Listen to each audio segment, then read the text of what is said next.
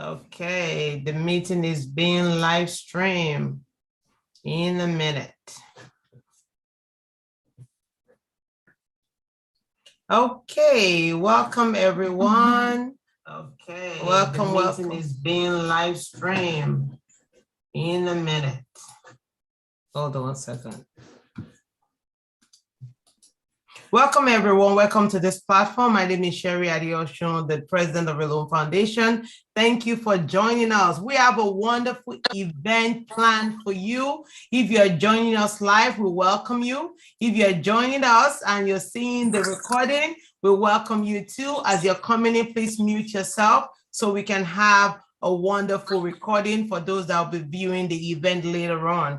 Thank you very much. So the title of our presentation today is as you see it on the board. But before we go into that, I'm just going to give you a brief overview of what's been going on. So this platform, we have it every Monday, talking about everything pandemic, and once in a month, we bring a special event. So what has been going on in our community is basically there's been an increase in the rate of infection because of the new variants that you guys are aware of, the Omicron. So we just want to encourage you, be mindful, be safe, continue to practice social distance, wash your hands, use your mask. And if you have not been vaccinated, we want to strongly encourage you to consider getting vaccinated, get your booster. And if you need help securing an appointment, you can always call our office. Our number is 718.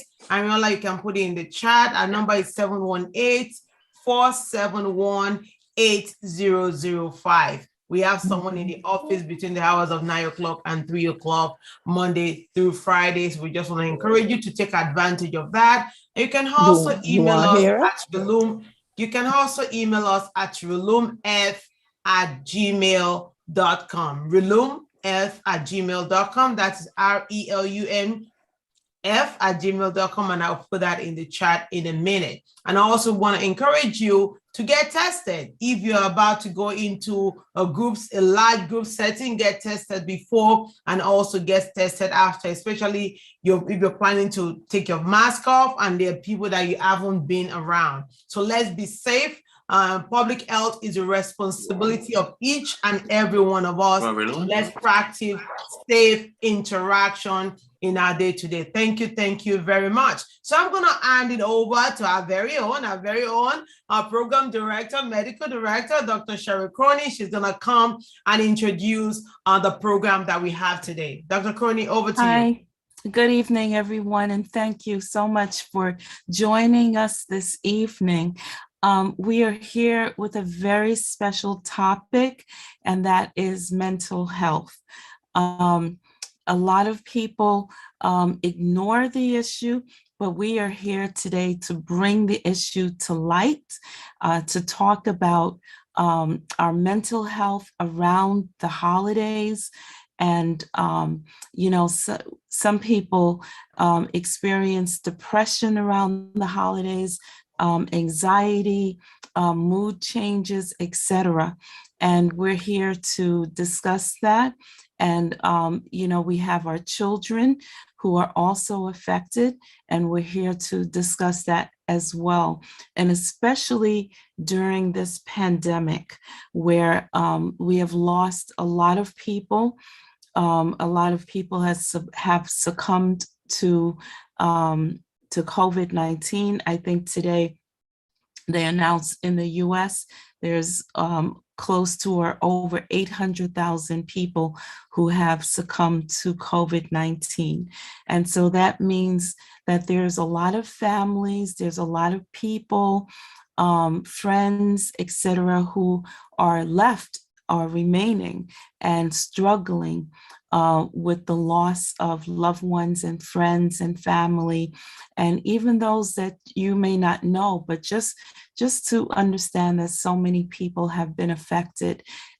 It causes us stress, it causes us anxiety, it causes us different issues in ways we may not immediately recognize.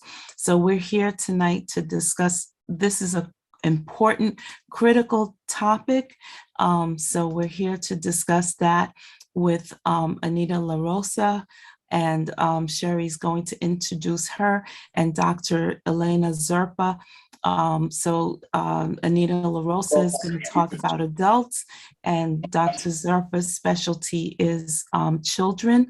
And so we're going to discuss how, as parents, caregivers for children, we can recognize signs and symptoms of what may be happening in our children so we can directly address it. So thank you once again for coming in and for joining us on this very, very important topic on this very special day. I'm just so glad to see so many people have an interest or want to learn more about this topic. And so we welcome you. We just welcome you again. So Sherry? Yes, we welcome you. We welcome you. Thank you so much, Dr. Connie. So we're going to go right and introduce our wonderful speaker, our first speaker in the person of Miss Anita LaRosa. She is a Christian, the mother of two awesome adults, ages 27 and 19. She graduated from CUNY York College with a bachelor's degree in social work in 1996 and diligently continued her studies at SUNY Sunnybrook University and graduated from the Advanced Standing Program in 1998 with a master's degree in social work. She secured a license and began practicing as a certified social worker in the year 2000 and later secured certification as a licensed clinical social worker in 2006 and then completed, listen everyone, 6 years of supervised studies and training to secure a licensing. So we have someone in our midst that is really, really knowledgeable about what she's about to present. So in 2017, she was ordained, let me go back. She started a private practice in mental health therapy in 2014, and our organization is called Christian-Based Therapy. She was ordained as a portfolio minister of counseling for Bethel Gospel Tabernacle. She works in New York City Department of Education. She has worked within several aspects of social services and understands and believes wholeheartedly that people can become victims of their life circumstances. As a Christian, she believes that Christ is the center of all things. She believes in holistic treatment. When our mind is not right, neither is our body or our spirit. Mental wellness is achieved when there is a balance in our mind, body, and spirit. I cannot wait to hear from her. I'm so excited. It gives me great pleasure to welcome to the platform, Miss Anita LaRosa. Woo! Join me to give her a round of applause. I know I can't hear you clapping, but I can feel you. I want to feel your energy on the platform. I want to feel you some emojis. Show us some love. Show me some eyes, some thumbs up. Let's welcome our special speaker. Thank you. Well, thank you, ladies and gentlemen. Good evening. It is my absolute pleasure. I am humbly excited to be here with you and to discuss with you these very important and very heartfelt. Heartfelt to me because mental health, mental wellness is something that I close near and dear to my heart. I've worked in the field for several years. So what I'm going to do this evening with you is I am going to give you a few definitions of some mental health issues. And after I give you those, I will present to you a PowerPoint that would give you more information on how to cope and how to deal with some of these mental health issues. Okay, so just to enable us to be well. What we're looking for is mental wellness during a difficult time. So stress. What is stress, and how do we define stress? Well, stress is defined as pressure or tension that results from a demanding situation. Stress can be physical.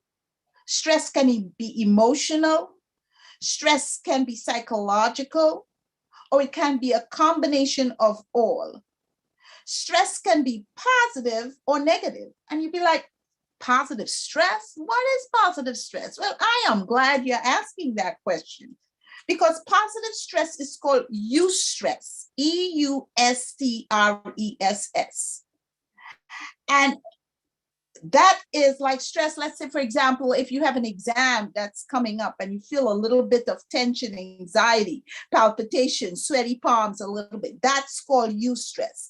Going to a new job, that is eustress. Having to do a presentation in front of a whole group of people on Zoom, that can be eustress too. Eustress is defined as any type of anxiety or pressure that you feel or tension that you feel as a result of something that is anticipated. It promotes you, it gives you that jolt or the energy to continue or to do something. But distress, what is distress? Distress is when the feelings are persistent and consistent for a long period of time, where it immobilizes you and it prevents you from doing activities of daily living, where you feel like you're unable to function, and when your mind is foggy and your thoughts are unclear and you just cannot produce or enjoy things the way you used to. That is a problem. PowerPoint? Not yet. Okay, good. Thank you. The PowerPoint is more about how to do wellness. I'm just giving the definitions at this point. Okay, so I just gave you the definition of stress. What about depression? Depression is a state of low mood and aversion to activity, classified as a mental and behavioral disorder. Quite often people use the term, oh, I'm depressed. That's a term that is used very loosely, and it is not a good thing when people use the term depression without knowing that it is indeed classified as a mental health disorder. Loss of interest, feelings of helplessness and hopelessness that won't go away, sleeplessness, suicidal thoughts, lots of appetite or increased appetite where you're eating a lot more than you normally would eat, having fear, having overthinking. All these are symptoms of someone being chronically depressed. Now let's review what's anxiety. Anxiety is classified as constant and unsubstantiated worry. You're not sure why you're having all these worries, but you find everything that you could worry about. That causes distress, and it interferes with your daily life activities. Avoiding social situations due to fear of being judged by others. Feeling consistently embarrassed or humiliating. Having out of the blue or sudden panic attacks, and preoccupation with the fear of repeated panics. So you're panicking and you're fearful that you're going to have a panic attack. Irrational fear or avoidance of a place or an object or a situation that ordinarily possesses little or no threat of danger to you. Recurring nightmares, flashes, a flashback of emotional or numbing related to traumatic events that had occurred several times ago or several years ago. A perfect example of that where people might have anxiety is because we are going through a pandemic, and people might just be worried about the fact that, oh my goodness, if I had the virus and I overcome it, can it happen again? And fear of that happening over and over again. This is some of what might happen and cause anxiety in an individual. And let's look at loneliness. Why am I addressing loneliness? Because loneliness is a real emotion that people feel, especially around the holidays, especially when during this pandemic season where people have lost loved ones. Loneliness is sadness, feeling like one has no friends or no companionship, and an inability to be able to connect with other people. So you might be in a room full of folks and still feel lonely because you just don't feel connected by the people who are around you. On a deeper or more intimate level, you just feel isolated and separated from people, even when you're not alone. Loneliness is an overwhelming feeling of isolation, where you wish you were alone all the time. You don't want to be around other people. Negative feelings about yourself, low self-worth, and a lot of doubt about self. So now that I shared all those feelings that people get during the holiday season and during a time of a pandemic, what I would like to present to you, Sherry, PowerPoint at this point, thank you, is that all emotions are fluid. Emotions happen and emotions come and go. So I will present to you now, I call it my 4-week series of wellness and things that you can do to help yourself to feel better. The first thing that I would present to you is to do mindfulness. What is mindfulness? Well, begin your day with mindfulness. This is all about focus and non-judgment.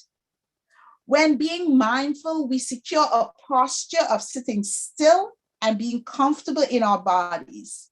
We watch our breath in through our nose and out through our mouth, paying attention to that position in our bodies in an upright and relaxed posture. A mindful posture is comfortable and alert. It is not tense, but it is not too relaxed so you don't fall asleep. The importance of having a mindful posture is that it would allow you to start focusing and concentrating on your present, on your here and now. Then I will present to you a second week. Your second week could be a week of series of wellness that allows you to connect to your community, to have empathy, and altruism. Well, let me explain what that is. Altruism is the act of putting someone else's feeling before your own. Often we get so caught up in our own emotions, what we're feeling, what has happened to us, how things have impacted upon us, what my life looks like, not recognizing too that other people are going through the same thing. So if you're altruistic, you're able to put someone else's feelings above yourself, and then it puts you in a position where you feel less absorbed or consumed with your own thoughts. Empathy is the ability to understand and to share the feelings of another person. And then compassion, having compassion for others, having concern for the suffering or the misfortune of other people so that you're not thinking only about yourself. And then loving kindness, that is the act of caring for others as much as we care for ourselves. Then the third week in a series of wellness could be curiosity. What is curiosity? Okay. Curiosity deals more or less with, it's the key of self-awareness and wonder about yourself. You ask yourself the question, well, why am I feeling this lonely today? Yesterday I was okay. Why am I feeling like this today? Why is it that I don't feel like being around people? Why is it that I don't feel like going outside today? Or why don't I feel like getting up and eating breakfast or taking a shower? These is the questions you ask yourself so you could connect again with your feelings. When we don't have the answer to this question in the practice of wellness, it's just about asking and exploring your thoughts so that you are comfortable in your thoughts, regardless of whether these thoughts are pleasant or unpleasant, difficult or uncomfortable. Emotional experiences are equally valid. All emotions matter.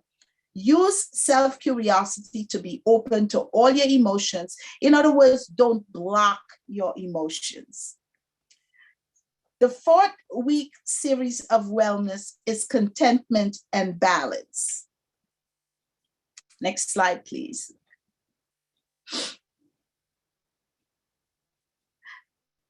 Contentment and balance consist of your family, your career, your health, your friends.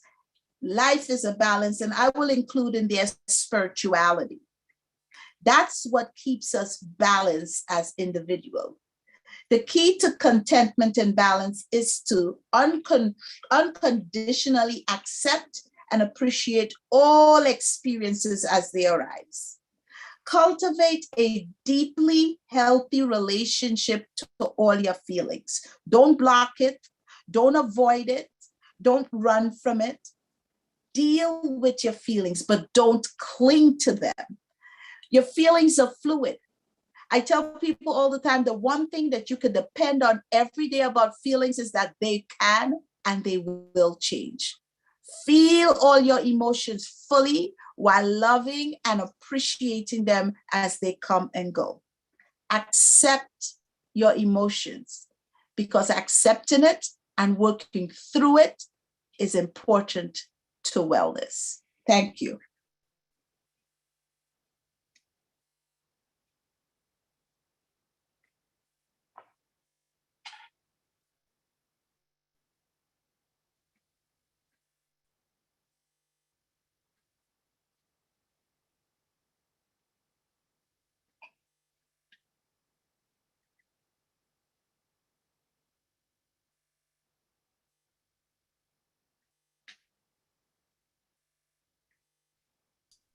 All right, wonderful, wonderful discussion, and just, food for us to think about, areas for us to consider, and to learn.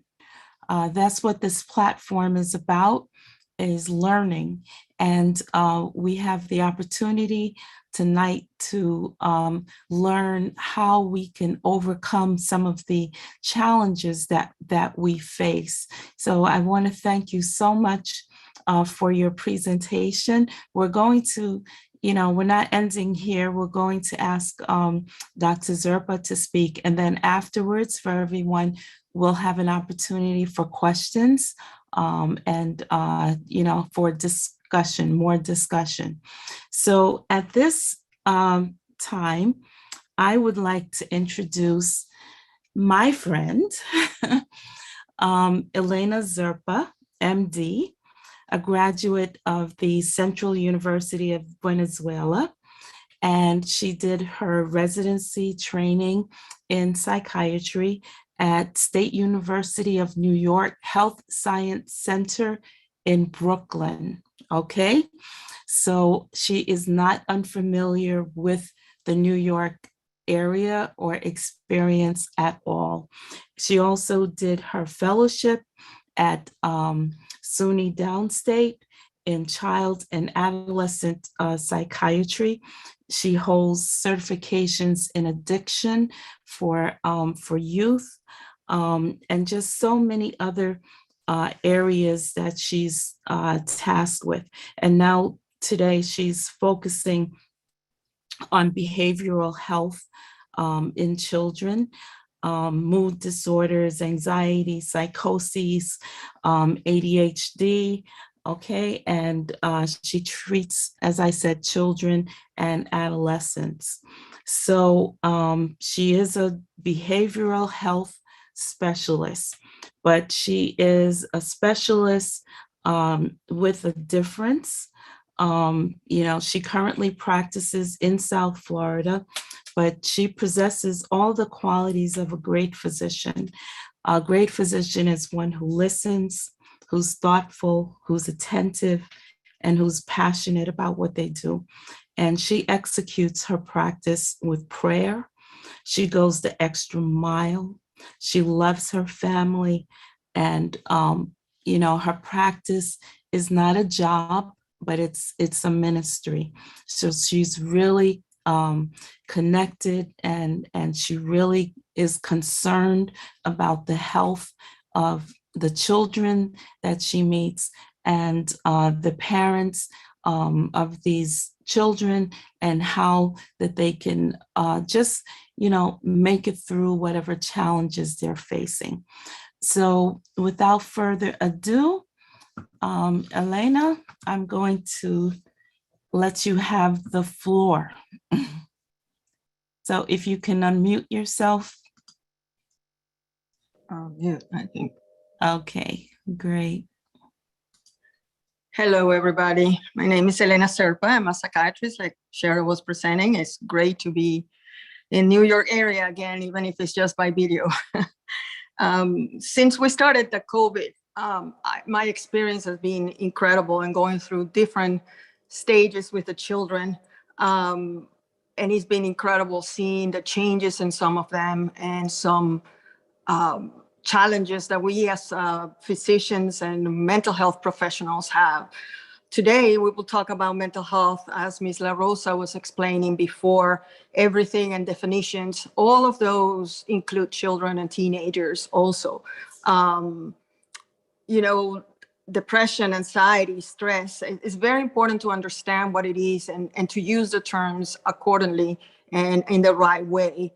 Now, how to recognize it is the most important thing in children. Why? Because for the children, it's very difficult to express themselves and say, I feel depressed or sad. They will act out instead of telling you what they feel.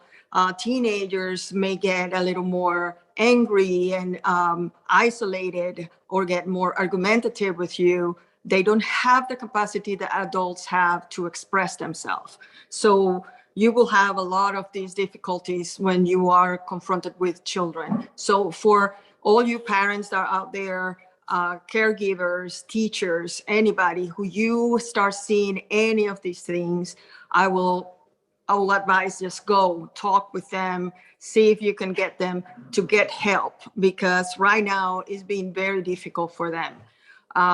We passed a whole year of being isolating in the house for all these kids, going out to school, talking with friends, even the interactive media that they use to communicate with the others. All that was altered during the year that we were during the quarantine. So they have to adjust to that change.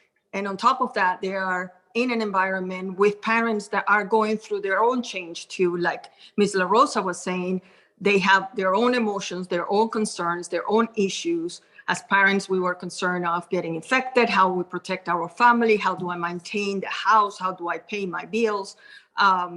All these was going on at the same time. And then we're having people that is getting sick around us, family member that get into the hospital. Some of them passed away, and it's very difficult to deal with that. And all these emotions are building in the time that we were with our children. So there is a lot of difficulties for them to adjust, difficulties for them to express it. So you have to recognize these changes on them. Now we're opening the world and we are going out a little more. And yes, we have to still take care of ourselves, use the mask, do all the recommendations that they are asking us to do. Use our common sense also on how to maintain ourselves, learn a little more about what it is out there for treatment and what can we do for ourselves to keep us safe. But then the kids are going out.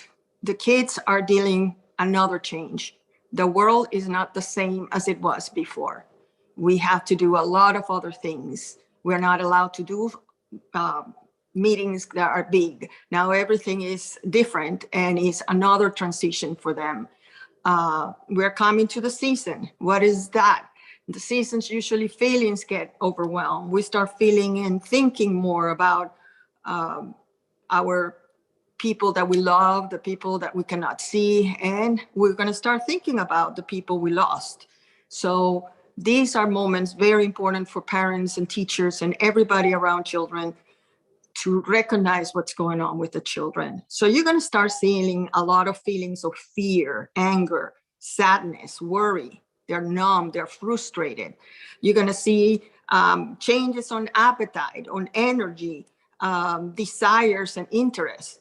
You're going to start seeing difficulties with concentration or making decisions, difficulty sleeping or nightmares, or isolation. Then they will have physical symptoms that will start like headaches or stomachache, body pains, skin rashes. You will see worsening of any mental health or any chronic disease that they have. They have diabetes, they have asthma. All these can get more and worse for them. Then you will have a lot of the teenagers start using alcohol or drugs or vaping just to deal with all these emotions. What I've been confronted now with my younger kids, and I'm talking about maybe between 5 to 10 years old, it is a lot of fear of going to school, very nervous of leaving the family because they feel if they leave, the family will be dead when he comes back, or there will be happening something very bad. So they're having a lot of what they call school phobia, or not wanting to go to school, inventing a lot of things, not in a bad way, like they want to do it purposely. It is a process that is unconscious for them, and they start feeling that they need to stay at home. So it is very difficult for parents and teachers to help them. With the teenagers, we're having a school avoidance, a lot of anxiety in school. They get very nervous about being in there. So I've been having to deal with staying at home, wanting to do virtual school. But then in virtual school, a lot of the kids cannot do the best that they can do when they go to school. So it has been a very difficult balance for parents and caregivers and teachers. So again, one of the biggest issues for all of you is to recognize that there is a problem. Like I say, for us in our community, mental health has always been taboo, stigma. We not talk about it. Leave it. You can do it. You will deal with it, and we leave it for the last moment. At this moment, I will advise everybody: please do not do that. Address the problems. Talk. There's help out there. You're not alone. Talk with people. You're gonna get and find the help you need. All of these things are creating an increase on many things that we didn't see before, and one of them is suicide. So you have to be very careful. Don't stop because you're scared or because you don't want to talk about the things because it's scary for you not to talk it with your children. Your children need to grieve. They need to go through the process of the changes that have been going on in the world altogether. The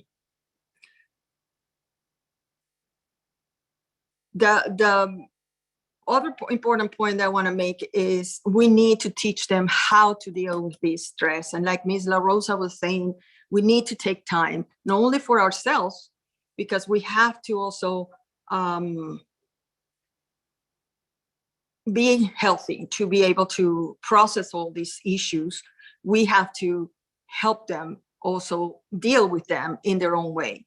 Remember, to change to happen, you have to go through a difficult time, and difficult period changes is difficult, and your children need to go through them so they can mature and become adults that are going to be successful.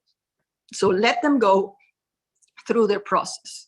Don't do things for them so they don't have to go through the process. It's better that they need to suffer a little bit, but we can protect them and be there with them, okay? The isolation, that they're not seeing their friends, not being able to go out and meet with them, it's very difficult for them. And for adolescents, they start feeling lonely, they're a burden, and this can escalate, like I say, to suicide. Now, like I said, we're going back. Things have changed again. We parents are constantly nervous. Oh my God, I'm going to find a job. I'm going to get the right job? How do I protect my family? So we're going to need to use the mask. We have to wash our hands, how to protect ourselves when we are outside, how to keep things the best, how to follow everything that they're telling us to do. And it's been a very difficult thing because it's been completely opposite situations in the media. Sometimes some people tell us to do this. So it's been a very anxiety provoking for everybody. So imagine the children, okay? So don't forget about them. They are not just little extensions of you. They need to be taught, and also they need to be here. So let them talk, tell you about what they're feeling. We are all going through a lot of emotion, doubts, and it's very normal to feel this way.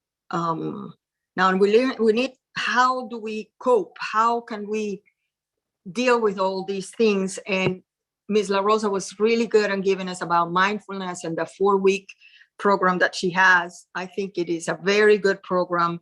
And we can do other things that can help also the children. So it will be very important to start promoting friendships, company, get to know who they are with, whom they are going out with, invite them home, see who they are with. So you are feeling more comfortable also when they are with you.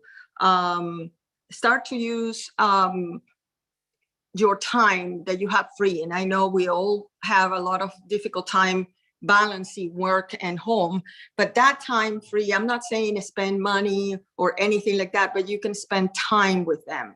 Go to the park for a walk and talk. Let them talk about how they feel, what is going on in their mind, so they can express the grief that they're going through.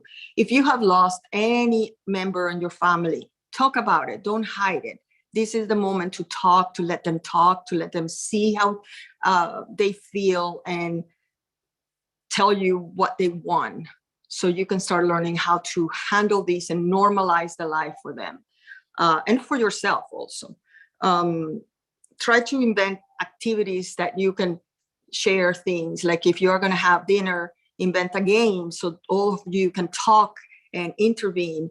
The other thing I will say is decrease the screen time and electronics. Is becoming really difficult. Right now, the Academy of Psychiatrists is recognizing all the electronics as an addiction. And you can see it, all the kids are constantly wanting.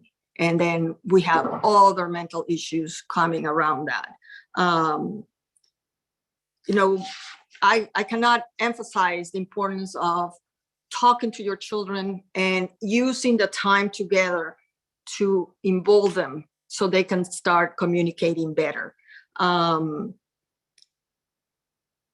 Like Ms. La Rosa said, relaxation. There are many ways. She talked about meditation. There are many other things that you can do, but it is very important that you find something. So if your kid is start acting out, making a tantrum, is getting anxious because he has to go to school and you don't know how to handle it, try to find something to relax him. Then talk to him so he can process the issue. Then find something to distract him with, any activity that you know he enjoys, so you can distract him from whatever he's doing. And then get him moving. Go play the ball, go outside and play with the dog. These kind of things distract them from that emotion and let them relax and pass the moment, okay? With teachers, I will say the same. Recognize the important thing and seek help if it's needed, okay? Give the opportunities to kids to de-escalate, okay? That right now is going to be a lot of kids acting out in school, nervous. Let them invent a new program. We have done some here about letting the kids stand up and go to a specific room where they can pace and then come back when they are calm. Anything like that that can be used in the schools will be very good for the kids. Talking about death and the holidays is very important. Like I said before, we always get very emotional in this time. It's a time of introjection. Start talking about our feelings. What did we do this year? Do I feel good about what I did? Children are going through the same thing. Now, of course, they are in a different way than us, but they are going through the same thing. So what we need to do is find out what they're thinking. Do you miss your grandma, or you miss your uncle, or whomever passed away? What is happening? What do you think can happen? And start talking about these issues so they can see that is something that everybody's happening, that he doesn't have to keep it in, and how important it is to communicate, okay? I really appreciate the time that you offer me to discuss this. And if you have any questions, always welcome to answer any questions. And if anybody needs to do it in Spanish, I do speak Spanish. Okay, excellent, excellent. Wow, a lot of truth you're dropping. Let's give Dr. Elena a round of applause. Okay, so as we move on, there are just a few things I want to point out. I mean, Ms. La Rosa, she pointed out the importance of community love. I'm like, this is really true. Self-curiosity. Be comfortable in your thoughts. I think we're taught sometimes to stay away from negative thoughts. Negative thoughts start coming to your head. We're like, okay, I rebuke it. Go away from me in Jesus' name. That's a new, how do I put it? A new idea. Be comfortable with your thought. All emotions matter. All emotions matter. Deal with your feeling, but don't cling to them. Come on now. Are you guys snapping your fingers as I'm reminding you of those things, those germs that you dropped? Be comfortable with, deal with your feelings, but do not cling to them. And Miss Dr. Elena came and she was saying and stressing the importance of really allowing the children to talk, communicating. It's normal to feel this way. Promote friendship. One of the things I realized about grief is it's not just people that died, it's time that we have lost, friendship that we have lost, the interaction, the social interaction. Those are other things that we are grieving, right? So it's also talking about the importance of that. Decrease screen time, embolden them to start communicating better.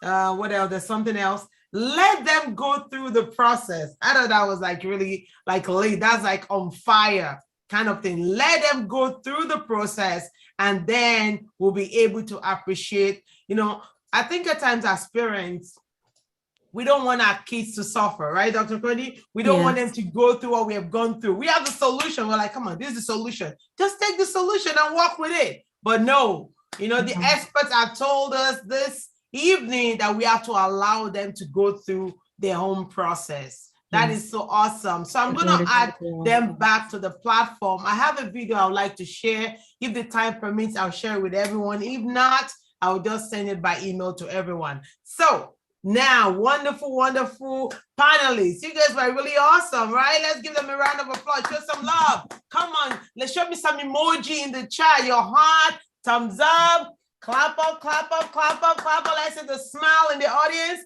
Well, especially for those of you that are not showing your faces, show us some reaction so we know you're still there. Thank you, Sister Angie. Oh, yes, excellent. Thank you, everyone. So if you have any question, Dr. Kwon, you want to give a rebuttal? You want to say something? Any questions?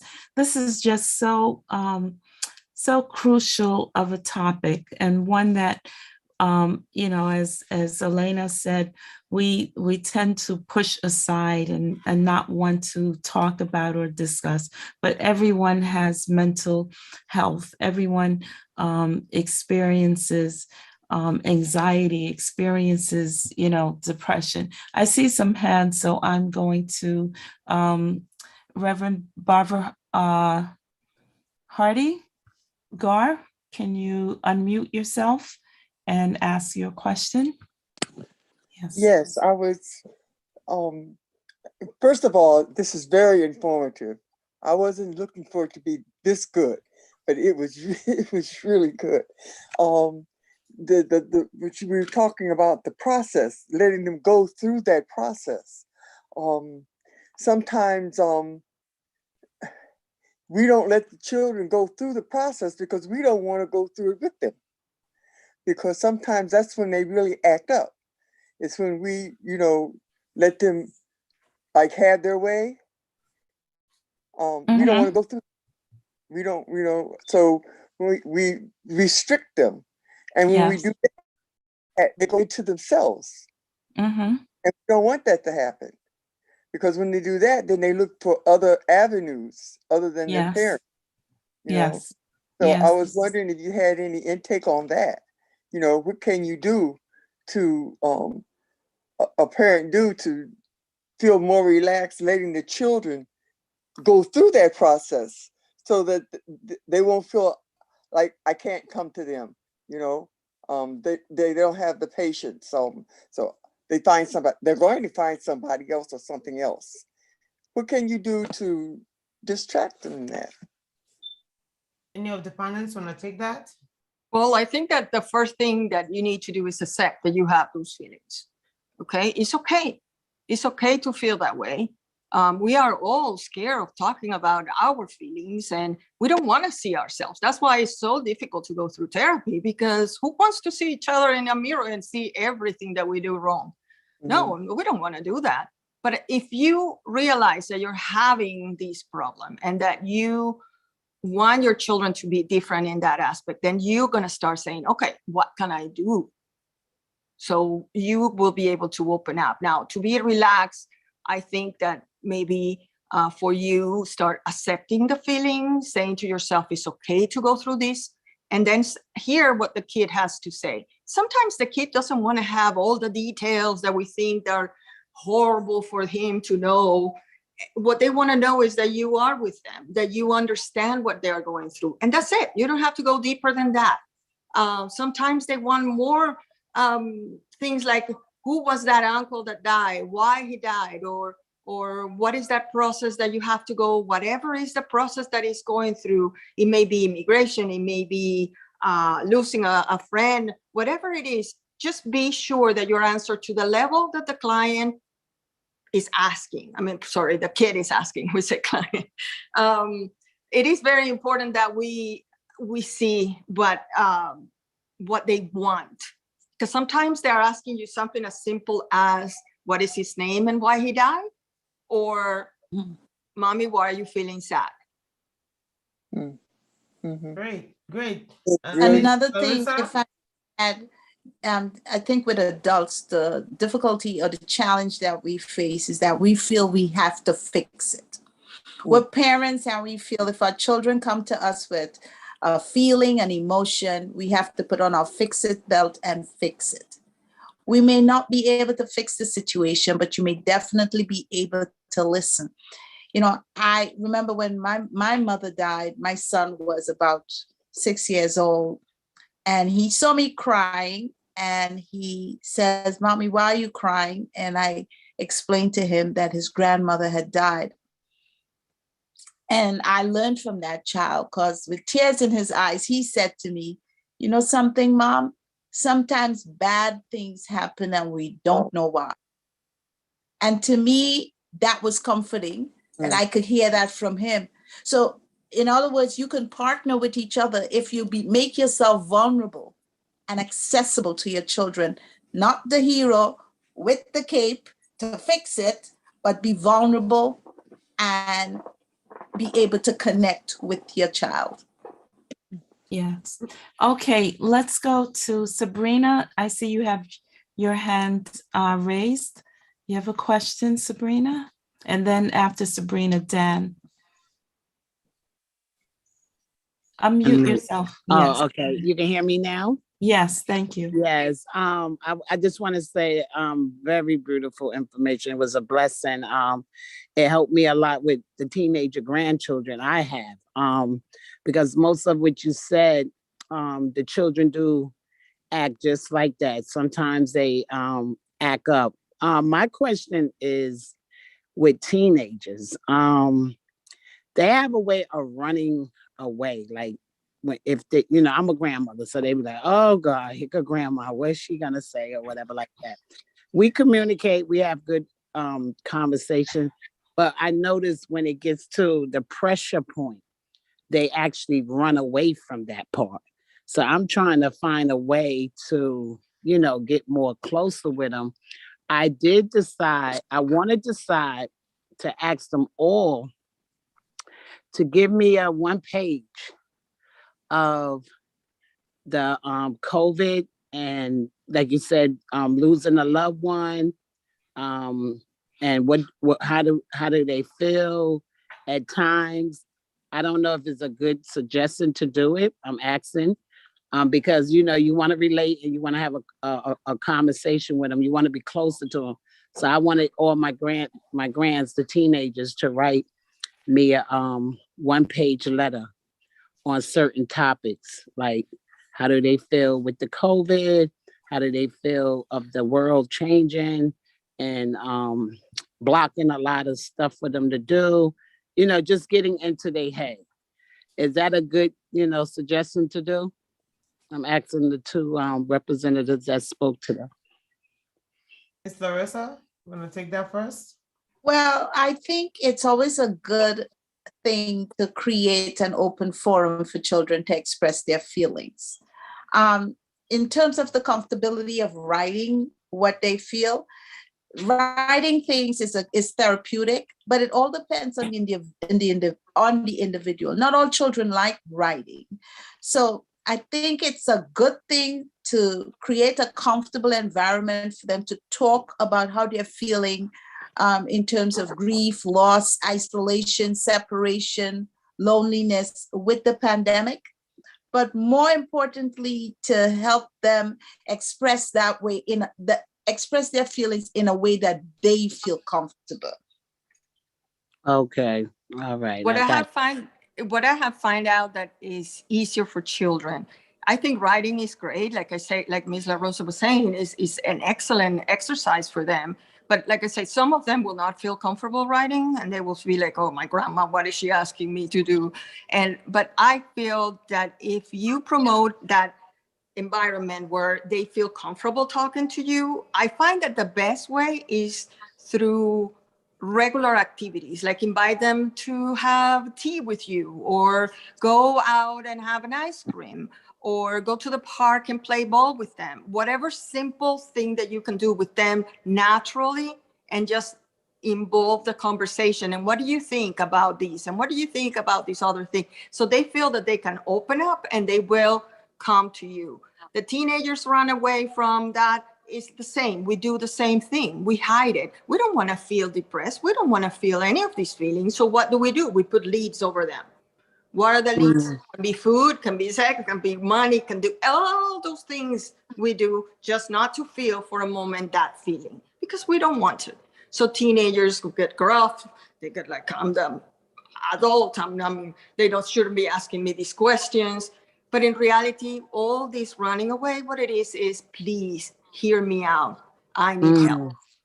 So I will say, just give them the opportunity, and they say, well, whenever you're ready to talk, I'm here. Do you want to go for a walk together and we can discuss something that you feel bad?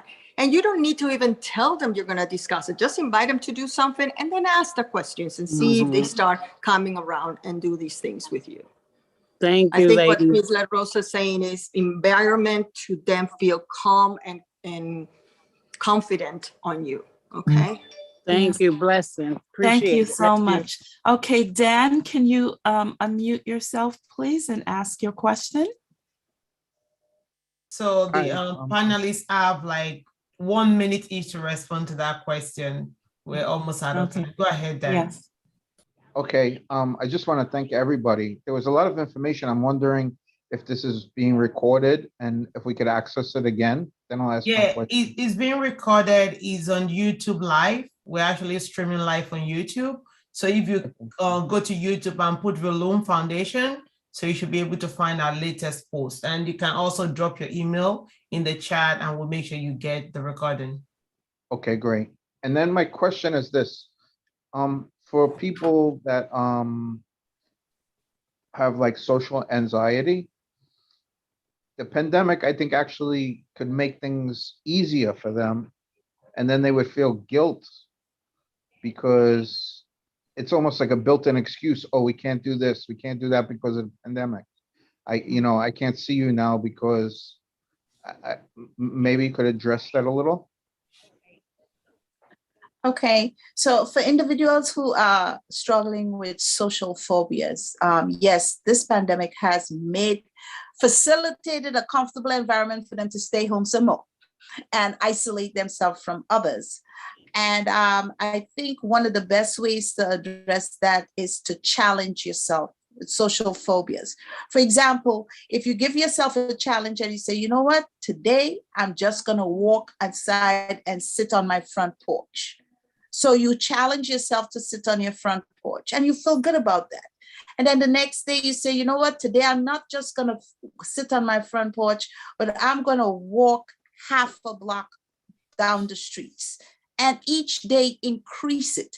I'm not going to speak to anybody because these are some of the thoughts in your head. Address it, like we were saying. Don't ignore the emotion. I'm not going to speak to anyone, but I'm just going to walk down the block and pay attention to my environment and what's going on. What it's doing, it's building your confidence. What it's doing, it's reassuring you that you can go outside and nothing bad is going to happen. And that way you're addressing the phobia and the feelings of isolation at the same time. Yes. Wonderful, wonderful point. So we only have a couple minutes left, and I would just like to, to summarize. I think what has been said here tonight is that our coping skills are learned, and we have learned to hide our feelings, our emotions, and that's through generations of learning. So we have to unlearn that. And so we are all in an environment of learning, but at the same time, as caregivers, as parents, as teachers, as therapists, as doctors, we're teaching the next generation how to break those chains from the past so that we can move forward and then all have conversations. So, I'm anticipating that, Sabrina's grandchildren, when they have their children, they'll be able to discuss, have that environment where their emotions and their mental health are not hidden, and there are no secrets, and all of the things that the previous generation have learned. So I'm hoping that we break those chains and that we have a better future going forward. So that's my 2 cents on it. Oh, excellent summary. Excellent summary. Thank you, everyone. So I've posted the YouTube link for tonight's recording on the chat. So if you can just click on it, copy it, or you click on it, you open another browser and you have it.